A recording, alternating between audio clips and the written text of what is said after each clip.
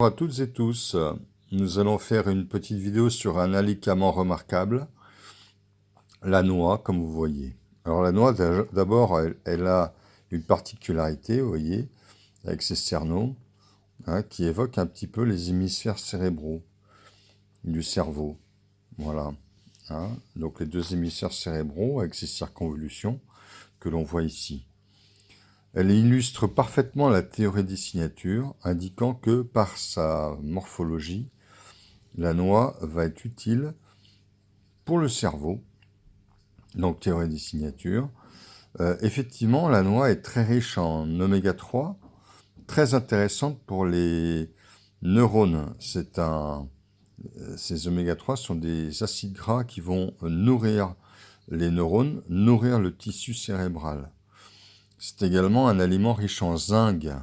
Et le zinc est un composant, un élément, un oligo-élément majeur dans notre métabolisme et notamment dans le métabolisme des glandes hormonales, puisque le zinc intervient dans le fonction de l'hypophyse, qui est la glande hormonale majeure qui contrôle toutes les autres glandes hormonales, donc les surrénales, les glandes sexuelles et la thyroïde.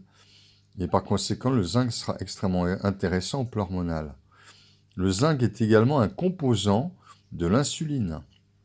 Et par conséquent, le zinc a des propriétés hypoglycémiantes.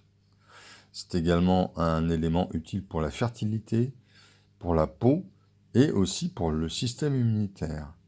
La noix, autant dire que la noix donc est vraiment extrêmement intéressante pour beaucoup de fonctions de notre organisme. Signalons également que les oméga 3 de la noix sont également des protecteurs vasculaires qui favorisent un bon entretien des artères et une régulation du taux de cholestérol.